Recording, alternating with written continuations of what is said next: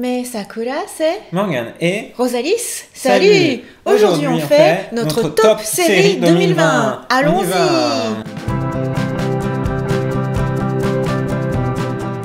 À commencer par la série que j'aime tellement trop, Star Trek Discovery, saison 3. Oui, c'est vraiment du coup la poursuite de l'univers de Star Trek. Mais là, en l'occurrence, à la fin de la saison 2, on avait fait un gros bond dans le temps. Du coup, c'est vraiment une nouvelle découverte et pour la peine, je pense que la série mérite vraiment son appellation Star Trek Discovery dans cette saison 3, puisqu'elle n'est plus tenue au canon de respecter véritablement ce qui se passait dans les événements des séries précédentes, de tout l'historique finalement depuis les années 60, mais là, elle explore en terrain vierge. Moi, je me demandais vraiment comment ça allait se passer parce que on quittait la saison 2 de Star Trek Discovery un peu avec un point de tristesse parce qu'il y avait tout ce que j'aimais, c'est-à-dire qu'on retrouvait la série originelle avec Captain Pike, avec Spock, et là, du coup, on se disait vraiment au revoir à tout ce petit monde pour partir vers l'inconnu. Et j'avoue que c'était une bonne découverte. Même si, quand même, on se rappelle, Discovery, au début, quand je me suis mise à regarder, c'est parce que c'était Star Trek et parce qu'il y avait Michelle Yeoh. Et la grande question, c'est est-ce que dans cette saison 3, on allait la garder, on allait encore la voir, est-ce que son rôle allait encore être important?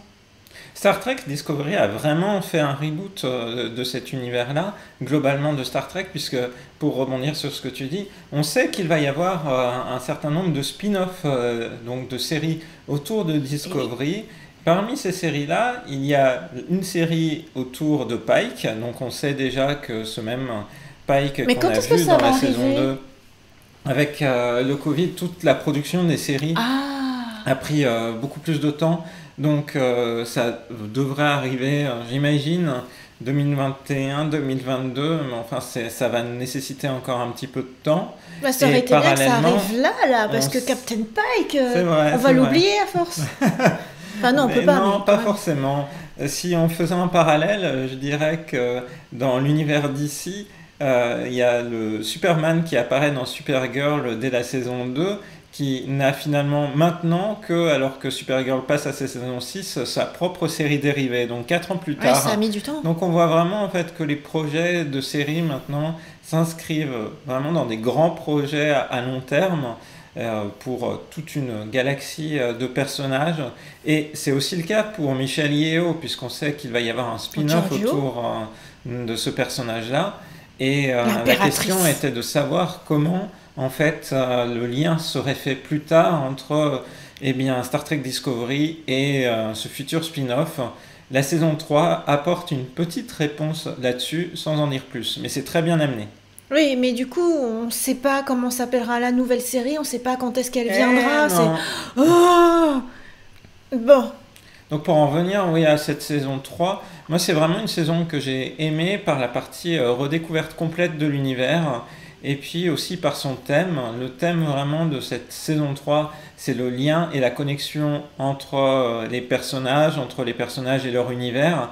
Là on a tout l'équipage du Discovery qui arrive dans un univers qu'ils ne connaissent pas. Ils sont complètement coupés de tous les liens qu'ils ont pu avoir avec toutes les personnes qu'ils connaissaient, puisque ces personnes sont en fait mortes 900 ans auparavant par bah, la elles ont vécu vieillesse, leur elles vie. ont vécu leur vie.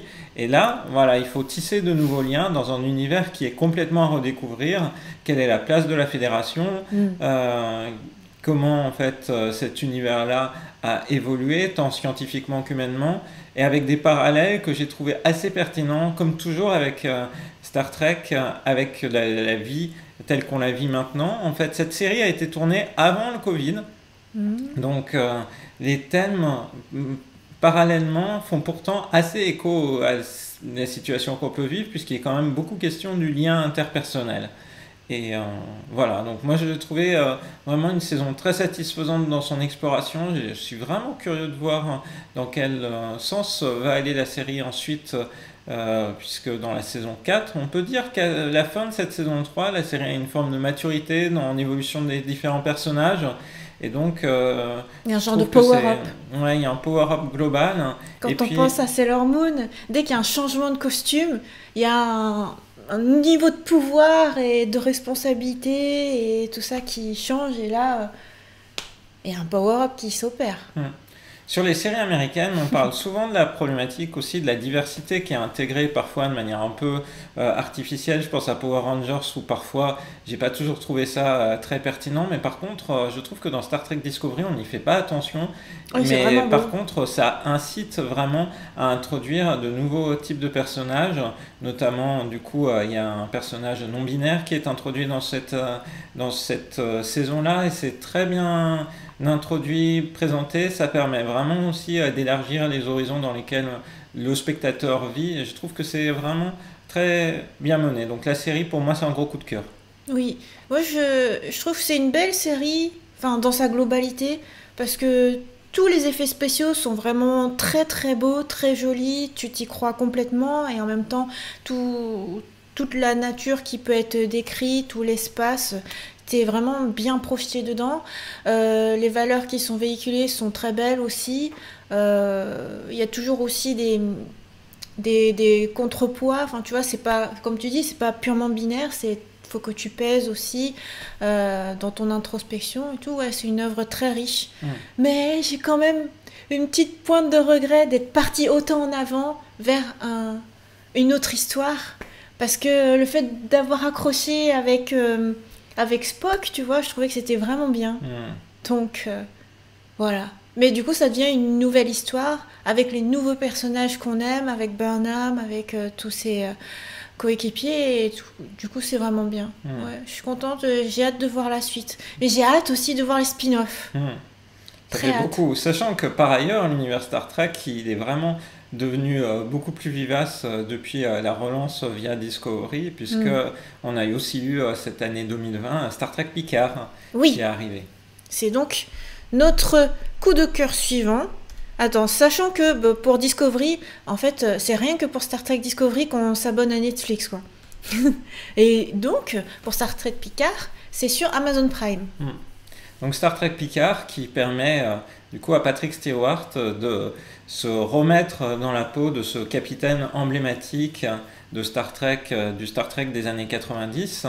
Donc là maintenant en fait c'est un personnage, le personnage et puis même l'acteur qui a quasiment 80 ans, Hmm. s'est Chapeau. reculé dans son château et son En vignoble France. en France et qui va être ramené finalement à la réalité à la fois de ce qu'ont vécu ses compagnons passés et notamment ça fait le lien avec le dernier film dans lequel le personnage était apparu et notamment son fidèle Data et en fait moi je connaissais peu cet univers-là avant de me pencher sur Star Trek Picard, mais j'ai trouvé que c'était une très bonne entrée en matière qui donne envie d'aller plus dans cet univers.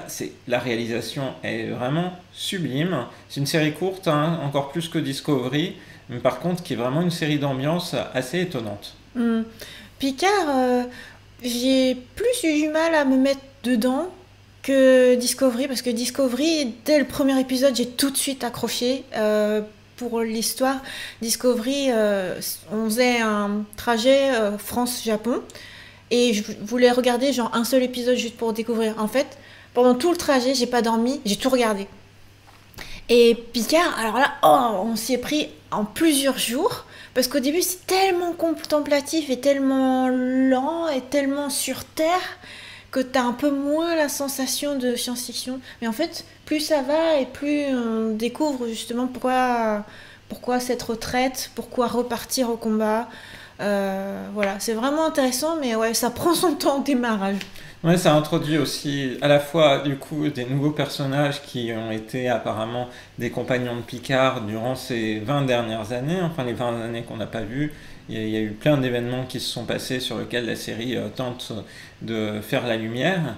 Et puis par ailleurs, hein, il y a de quoi satisfaire les fans avec le retour de certains personnages qui furent particulièrement populaires. Je suis curieux de voir la saison 2, puisqu'il y a déjà une saison 2 qui a été commandée, hein. Patrick Ah, Stewart est en train de travailler dessus, hein. Il est producteur exécutif avec d'autres de cette série-là. De savoir quels sont les personnages qui vont réapparaître, quels sont les clins d'œil qu'il y aura aux générations précédentes. Donc vraiment, je suis J'ai hâte de découvrir cette saison 2 qui est en cours de pré-production. Je trouve ça bien, c'est un peu comme si tu revisitais une mythologie, quelque chose qui a beaucoup marqué, qui est culte, et en même temps tu reprends les mêmes acteurs, donc c'est une parfaite continuité. Je trouve que c'est génial de pouvoir faire ça maintenant, quoi. Ouais. Ah là là, c'est beau, et justement moi c'est ce qui m'a donné envie de replonger dans toutes les anciennes séries Star Trek. Ce qui est génial, c'est que t'as tout quoi sur Netflix, enfin non pas tout, presque tout. Entre Et Amazon Prime et puis Netflix, tu ouais, réussis à avoir un ensemble, puisque sur Amazon Prime, tu as aussi certains des films. quand t'as tout, c'est bien. Et on change à nouveau de plateforme pour la troisième série coup de cœur qui est cette fois-ci chez Disney+. On change d'univers hein, pour la peine avec Star Wars The Mandalorian. Donc on a Mm. regardé la saison 1 et la saison 2 en 2020. En fait, le premier épisode de la saison 1 était un peu étonnant dans ce personnage qui est introduit avec un univers a priori assez brutal et froid. Mais en fait, très vite, avec le personnage qui est introduit à la toute fin de l'épisode 1, du coup, l'enfant, The Child, voilà, que Rosalis arbore fièrement, eh bien, il y a une petite touche mignonne qui commence à être introduite et surtout du lien humain entre ce personnage solitaire de chasseur de primes et puis l'univers dans lequel il vit.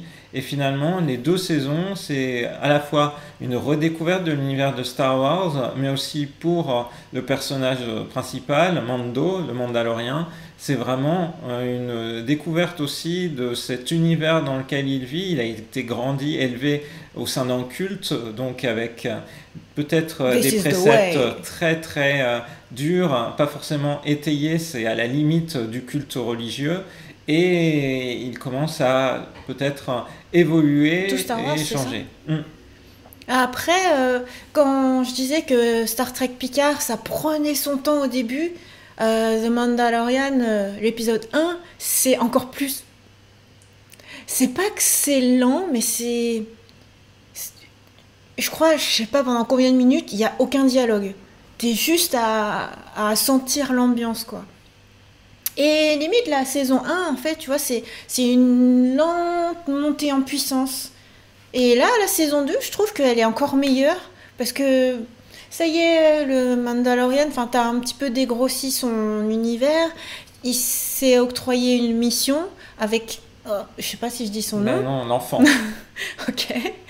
Et voilà, cette mission-là, t'as envie qu'il puisse l'accomplir et avoir des alliés à travers l'univers pour réussir cette mission, quoi. Donc ouais, moi, j'ai beaucoup plus apprécié cette saison 2 encore parce que on a pris le temps pendant toute la saison 1 de voilà, de s'attacher à des personnages et à cette quête.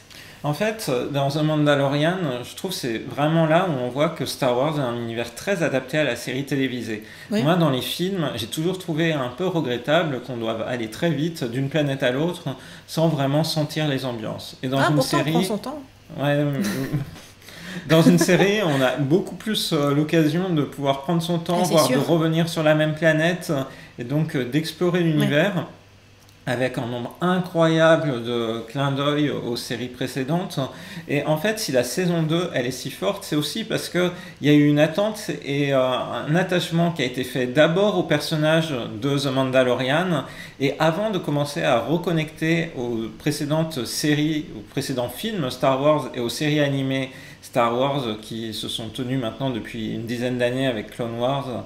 Et en fait, avant de faire ça, il y a eu toute cette saison 1 qui était très forte en attachement affectif du spectateur avec le personnage, avec les décors, avec l'univers.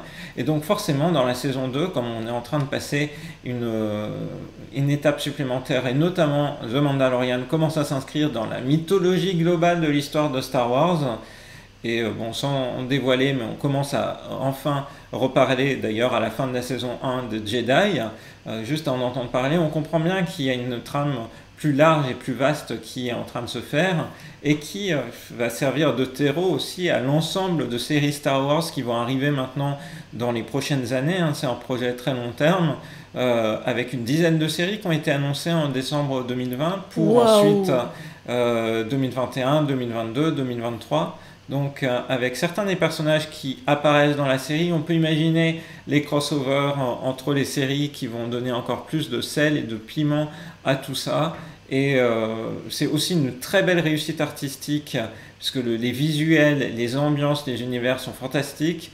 Et les personnes qui sont derrière, dont Jon Favreau, qui est en quelque sorte le père de cette série, The Mandalorian, il connaît tellement, il est tellement fan de cet univers-là qu'il arrive aussi à en produire quelque chose de tout à fait nouveau, à la fois fidèle, respectueux, mais aussi excitant. En fait, c'est pas forcément facile quand on est fan d'un univers de recréer quelque chose, mais là, en fait, il est capable de dépasser ce qui a été fait auparavant. Donc pour moi, en fait, c'est la meilleure expérience Star Wars.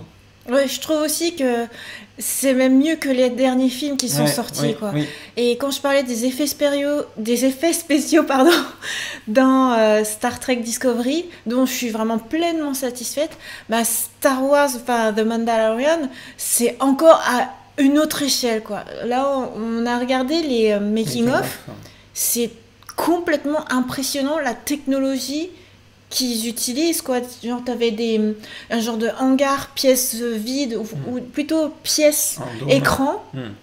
J'allais dire presque comme la salle du temps, mais non, en fait c'est une pièce écran et à partir de là tu peux tout virtualiser, quoi, de sorte que tu t'y crois vraiment. Et ouais, c'est complètement fou, quoi. Tu peux de cette manière dépeindre des planètes entières de manière hyper crédible. C'est beau, hein, c'est vraiment très bien. Et à ce stade-là, on se demande même si les séries sont pas plus belles que les films au final. Sachant que chaque épisode en plus a un réalisateur ou une réalisatrice différente, on sent la patte des réalisateurs successifs et de leur amour respectif pour certains genres de films. Et à chaque fois, pareil, c'est vraiment...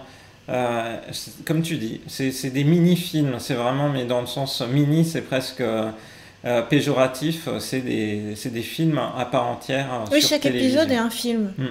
Bah, de la même manière que pour Doctor Who, c'était des gros films, quoi.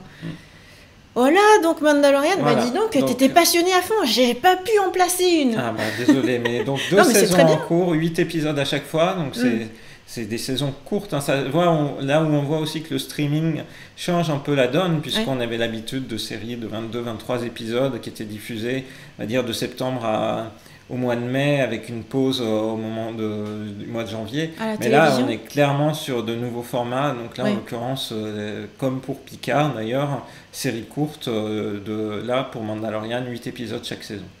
Ouais, bah, The Mandalorian, c'est vraiment la série pour laquelle finalement on maintient notre abonnement Disney+. Ouais, c'est marrant, c'est vraiment le truc qui nous tient dessus et qu'on aime beaucoup suivre. Donc voilà, bah, ça vient à peine de se terminer, comme Star Trek Discovery, ça vient à peine de se terminer pour la saison 2. Non, j'ai pas précisé à chaque fois, hein, mais du coup, Star Trek Discovery saison 3, Star Trek Picard saison 1, The Mandalorian saison 2, et nous arrivons à la 4e série, qui cette fois-ci n'est pas une série télé américaine, mais un drama japonais qu'on a trop adoré, qu'on a regardé quand on était au Japon en fait, et ça nous a accompagnés parce que du coup la série a commencé, on l'attendait avec impatience parce que c'est sûr, notamment ma chanteuse favorite au monde, une chanteuse japonaise qui est Ayumi Hamasaki, et pile quand le confinement est tombé, y compris au Japon, bah en fait ça stoppait la série. Donc la série en fait elle est passée en mode rediffusion infinie au Japon jusqu'à ce qu'elle puisse recommencer et terminer. Donc voilà, ça nous a accompagnés pendant toute la durée de notre séjour au Japon. Et voilà, c'est un peu la série 2020, la série sur laquelle j'ai le plus été bouillonnante au point de vraiment énormément pleurer à chaudes larmes. Morgane, pour me consoler à la fin, c'était je disais c'est pas juste, c'est trop triste, et en même temps tu dis mais en plus c'est une histoire vraie, quoi. Et le truc, c'est que la chanteuse Ayumi Hamasaki, elle est toujours en activité, elle continue de faire des disques, elle continue de faire des concerts jusqu'à il y a pas très longtemps là encore, et voilà quoi. Et son histoire, elle est Je te laisse un petit peu la parole. Donc le drama s'appelle M. Aisubeki Hito ga Ite. C'est vrai, je l'ai Tu pas m'as dit. pas dit. C'est par rapport à une chanson qui s'appelle juste M. Et dans les paroles de la chanson, ça fait Maria aisubeki hito ga ite. Et donc c'est une série qui a démarré en avril 2020 au Japon, qui est adaptée en fait d'un roman, mais un roman qui est Mais en vrai, quasiment... 2020. Attends, tu veux dire que ça a commencé à diffuser et c'était tout de suite. Oui, ça a été stoppé au bout de 3 ou 4 épisodes pour ensuite avoir une rediffusion. Ouais. La série compte moins d'épisodes qu'initialement prévu, elle en compte 9 de mémoire, puisqu'il y a eu tous les épisodes de rediffusion, comme tu dis. Et puis au Japon, les séries, elles sont faites pareil pour tenir sur des saisons, mais sur des en fait, sur des saisons qui vont de 3 mois en 3 mois. Donc là, en l'occurrence, d'avril à fin juin. Bah, comme Donc, les vraies saisons. Ouais. Les saisons, comment dire, les Un peu saisons, près, ouais. les arbres, la nature, Les voilà, saisons 3 mois. naturelles, ouais, c'est ça, 3 mois. Donc là, en l'occurrence, c'était assez incroyable de découvrir finalement la vie de celle qui est devenue vraiment la star de la J-pop, donc de la pop japonaise depuis maintenant plus de 20 ans, et de revenir en fait sur la genèse de sa carrière du milieu des années 90, à l'époque où elle arrive à Tokyo Et de avec sa sa maison de grand-mère disques. depuis Fukuoka pour véritablement Réaliser ses rêves. réaliser ses rêves, à et bien finalement la série se termine au début des années 2000, mais elle a déjà atteint le stade de superstar. Mm. Et donc, effectivement, ça replace tout l'univers de la pop japonaise des années 90, avec les stars de l'époque, des clins d'œil qui sont faits nombreux à des groupes qui étaient en vogue à l'époque, et notamment chez Avex, le studio qui a produit Ayumi Hamasaki. En fait, c'est aussi et surtout l'histoire de Avex qui est derrière, puisque finalement... Et de Max Matsuda.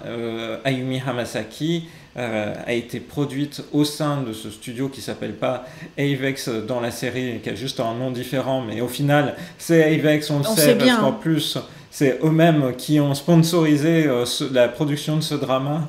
Donc voilà, c'est juste pour dire, c'est pas exactement la réalité, ce n'est pas un reportage, mais c'est une relecture de la réalité, voilà, romancée. Mais c'est romancé à partir d'un roman. Oui. En plus. C'est vraiment du coup captivant de plonger là-dedans, mais alors quelle dureté finalement pour les personnages, c'est les un drame, féminins, c'est vraiment là, de la dramaturgie. Ouais, pour réussir à atteindre le statut de star, sachant qu'on est vraiment dans le cadre de la production japonaise, donc avec un rythme très soutenu, finalement la popularité est vraiment conditionne tout, c'est-à-dire est-ce que finalement votre single il est suffisamment bien classé dès le début, ou est-ce que vous commencez à voir les ventes de chacun de vos singles diminuer, et là c'est la zone dangereuse où ça va devenir difficile d'être produit. Et il y a beaucoup de singles qui paraissent à l'année, c'est quasiment non-stop. Et on voit aussi la nécessité du travail personnel à ce moment-là. Non pas que ça change après, mais ça insiste vraiment sur les efforts et les sacrifices que doivent faire les jeunes artistes pour pouvoir espérer percer. Donc comme ça, par exemple, Ayumi Hamasaki, elle est partie aux États-Unis s'entraîner avec une coach vocale pour véritablement commencer à apprendre à chanter. Avant de faire ses débuts. Donc là, ici, on parle de vraiment quelque chose de culte. Ah bah, tu vois, quand je parlais de Star Trek, revisiter quelque chose de mythique, de cultissime, là, c'est culte. Il n'y a pas une seule personne au Japon qui ne connaisse pas Ayumi Hamasaki. Surtout dans notre tranche d'âge, ça a vraiment hyper marqué notre génération. C'est vraiment la star du style que... Ça se voyait partout, c'était affiché partout, dans tout Shibuya, tous les écrans, à la radio. Le phénomène, je sais pas en France à quoi on pourrait assimiler. Je comparerais à Mylène Farmer dans la durée de la carrière et dans le fait de faire des concerts dans des stades, dans des grandes salles, dans les plus grandes salles au monde. Oui, voilà. Et puis que forcément tout le monde connaît. Oui. Même si maintenant, je pense qu'il y a des jeunes, tu leur dis Mylène Farmer, je suis pas sûre qu'ils tiltent. Mais voilà, donc c'est vraiment quelque chose d'énorme. Et en fait, c'est une histoire, une quête personnelle pour réaliser son rêve de devenir une star, mais c'est aussi une grande histoire d'amour. Et c'est en ça que je dis que c'est une tragédie grecque, quoi. Enfin, une tragédie japonaise, du coup. Parce que vient des moments où chacun doit choisir entre porter des messages vers un public et leur être utile dans la vie en tant que star, produire de la bonne musique qui va changer des vies, ou alors être soi-même heureux. Si je vous dis que c'est une tragédie, vous savez tout de suite que ce qui a été choisi, c'est le bien pour tout le monde plutôt que soi-même. Et c'est en ça que c'est vraiment dramatique. Que quoi. tous les Japonais connaissent d'ailleurs, puisqu'ils connaissent l'histoire de Hayumi Hamasaki et de la manière dont sa carrière s'est établie, puisque ça c'était effectivement basé sur des faits connus. Et du coup, toutes ces chansons les plus mythiques, celles qui ont le plus marqué tous ses débuts et la suite, en fait, sont toutes des lettres d'amour, en fait, qui sont destinées à cette personne avec qui elle ne pourra jamais être, jamais plus être. Et quand tu sais ça et que tu réécoutes ces musiques que tu as tellement aimées, que tu continues tellement d'aimer, et ben, je trouve que ça donne encore plus de puissance. Et ça n'a pas loupé parce que du coup, ces titres en question sont repassés dans le top des ventes et le top des singles écoutés en streaming au Japon. Pour dire, tout le monde a été touché comme moi, quoi. Comme nous. Et mention spéciale à l'actrice qui incarne Ayumi Hamasaki, parce qu'elle réussit à vraiment incarner le personnage, la voix emblématique de Hayumi Hamasaki, quelque part qu'on retrouve. Une espèce de voix qu'elle faisait comme ça à l'époque. Voilà. Et c'est vraiment impressionnant. Donc c'est une c'était bien joué. Actrice chanteuse par ailleurs. Et ouais, même l'acteur qui fait Max Massa, il est vraiment bien. Voilà. Donc c'était pour moi aussi, c'était un énorme coup de cœur de cette année 2020. J'ai trouvé ça vraiment captivant, passionnant. J'adore l'ambiance musicale puisque ça retrace vraiment la pop des années 90, début des années 2000. Donc gros coup de cœur. C'est celle qu'on chante tout le temps au karaoké. Oui. Et c'est bien beau tout ça, mais les Français, ils peuvent pas regarder ça. Malheureusement, nous, on se pose pas la question parce qu'on l'a vu au Japon. Un jour, ça puisse arriver. Il y a quelques plateformes maintenant qui font du drama en streaming. Je pense dans le passé, j'avais parlé, par exemple, on a parlé de Tokyo Talaleba Girls, qui est disponible sur Viki Rakuten. J'espère qu'un jour, on aura l'occasion d'avoir, même du coup, Mai Sueki Hito Gaite sur une plateforme légale, peut-être aussi Crunchyroll, qui sait, voire Netflix. Netflix, ce serait ce qu'il y a de mieux, en fait. Voilà du coup pour les 4 séries 2020 qui nous ont marqué, qu'on a vraiment très très fort aimé. Vous aurez remarqué qu'on est déjà en 2021, donc en fait on va faire une prochaine vidéo avec d'autres séries dont on aimerait beaucoup parler et on espère que ça vous plaira. Déjà on espère que ce format là vous plaît.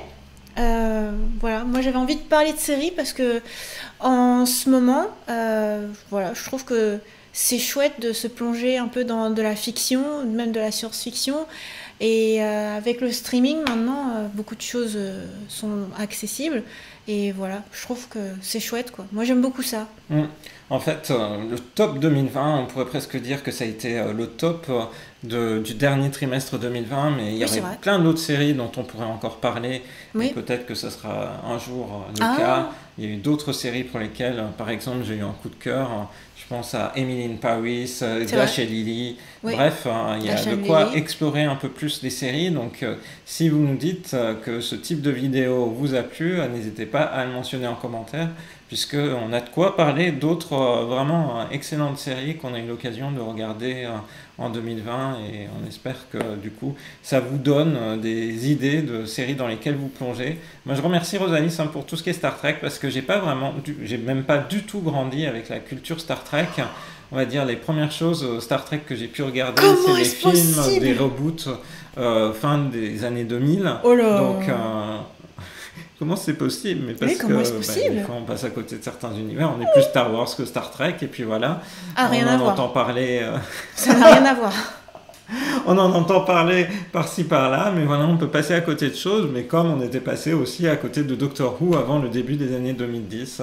Donc voilà, ça peut arriver. Donc Discovery, c'est vraiment une série par laquelle vous pouvez rentrer. Si vous n'avez jamais regardé de série Star Trek, entre tout ce qu'on a évoqué, par exemple. Voilà, Star Trek Discovery, c'est parfait. The Mandalorian, vous pouvez rentrer dedans, c'est pareil, comme série d'entrée dans Star Wars, ça marche bien. Et puis, voilà, il y a la série japonaise Amae Subiki Hitoga Ite. Là, par contre, c'est difficile parce que c'est pas disponible. Voilà. En tout cas, on espère que cette vidéo vous a plu et on vous donne rendez-vous à très bientôt dans une prochaine vidéo pour parler de séries et d'autres choses sur la chaîne de Rosalis. Bye bye. Bye bye.